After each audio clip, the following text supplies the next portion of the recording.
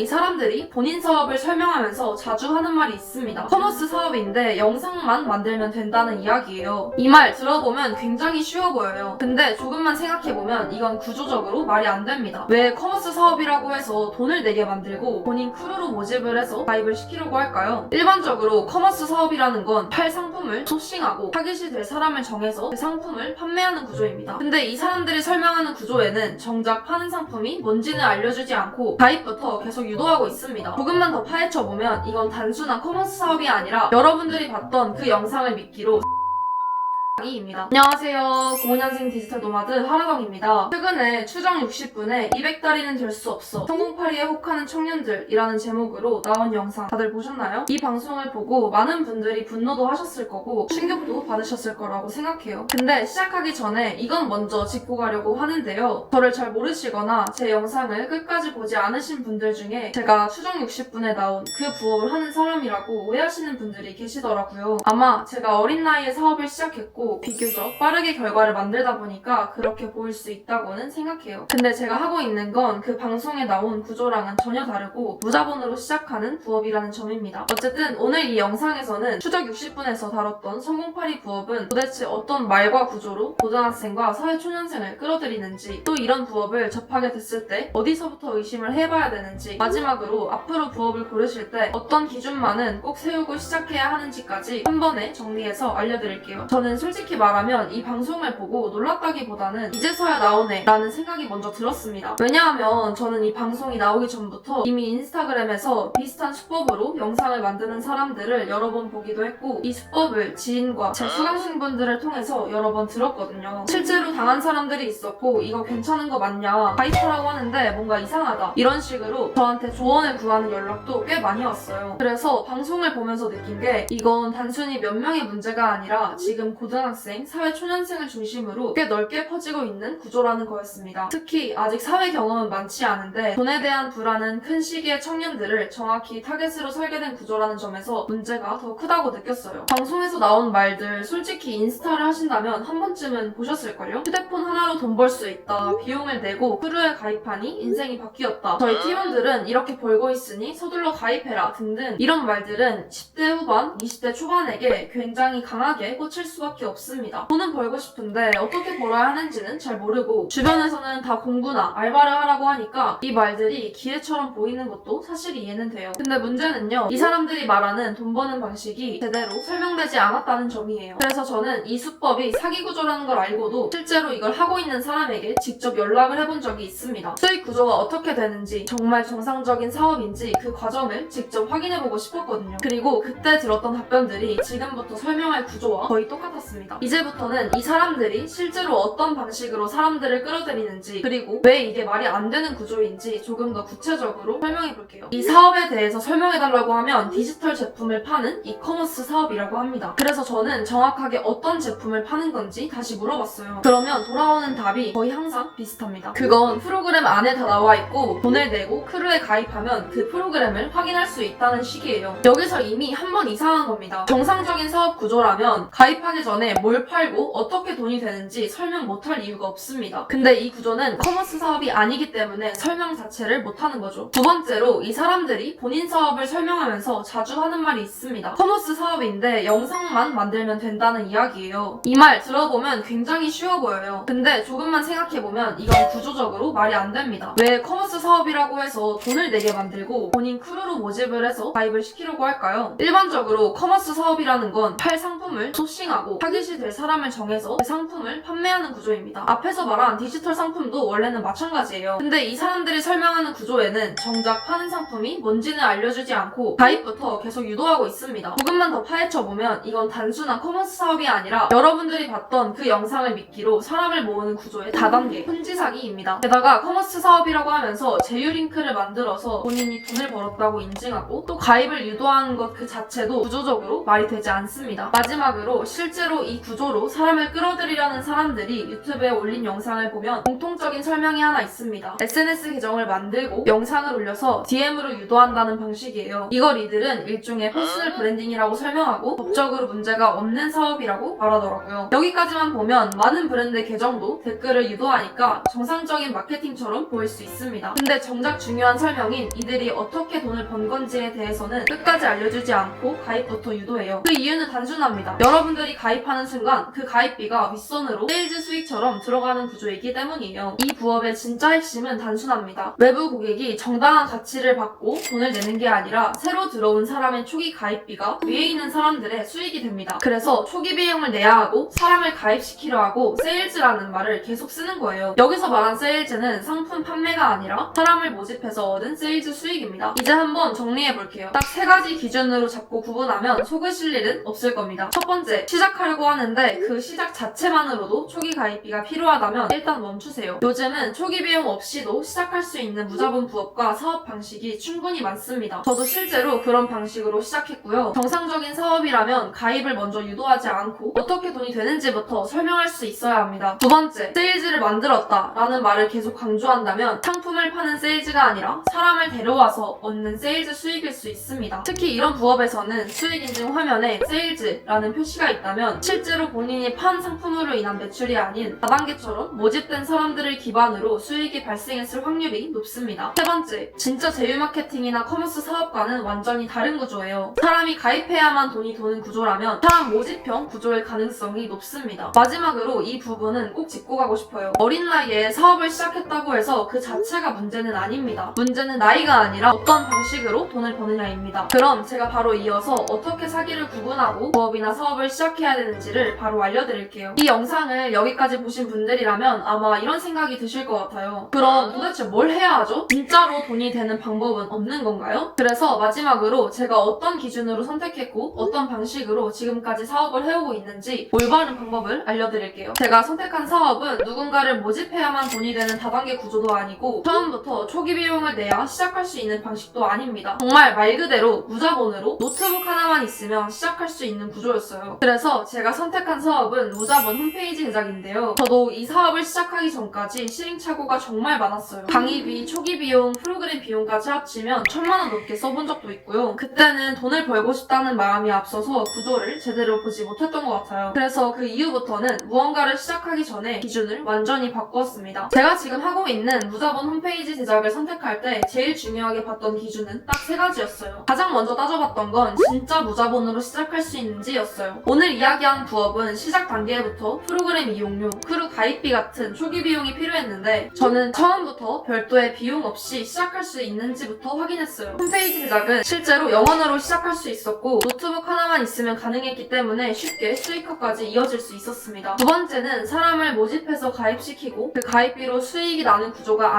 아닌지였어요. 앞서 설명한 신종 사기 부업처럼 사람을 데려오는 구조가 아니라 제가 하는 일은 홈페이지가 필요한 사람에게 만들어주고 실제로 결과물을 제작해 무자본으로 수익화하는 구조였습니다. 마지막 3번째는 수익 구조를 제대로 설명할 수 있는지였는데요. 가입하고 나서야 알 수 있는 구조가 아니라 어떤 작업을 하고 누가 비용을 지불하고 왜 그 돈이 들어오는지 처음부터 설명할 수 있는 구조인지를 확인했어요. 홈페이지 제작은 의뢰를 받아서 홈페이지를 만들어주고 그 결과물에 대해 비용을 받는 구조라서 이 부분이 굉장히 명확했어요. 그래서 저는 무자본 홈페이지 제작이라는 방법으로 사업을 시작했어요. 그 결과 지금은 디지털 노마드의 삶을 살고 있습니다. 사실 제가 말하는 방식이 무조건 정답이라는 건 아니에요. 다만 앞에서 얘기한 다단계, 폰지 사기, 성공파리 구조 말고도 무자본으로 시작할 수 있는 선택지는 분명히 존재한다는 걸 알려드리고 싶었어요. 만약 다단계나 성공파리 구조가 아닌 명확한 구조로 수익화하는 무자본 창업 방식에 대해 조금 더 자세히 알고 싶으시다면 프로필 링크에 있는 무자본 창업 정보 공유방에서 제가 정리해둔 내용과 자료들을 무료로 확인하실 수 있습니다. 이 영상이 누군가에게는 한 번 더 생각해보는 계기가 되고 또 누군가에게는 조금 더 안전한 선택을 하는데 도움이 됐으면 좋겠습니다. 영상이 도움되셨다면 좋아요나 댓글로 남겨주셔도 좋고요. 주변에 비슷한 부업을 시작하려는 사람이 있다면 이 영상을 공유해주세요. 그럼 다음 영상에서 뵐게요.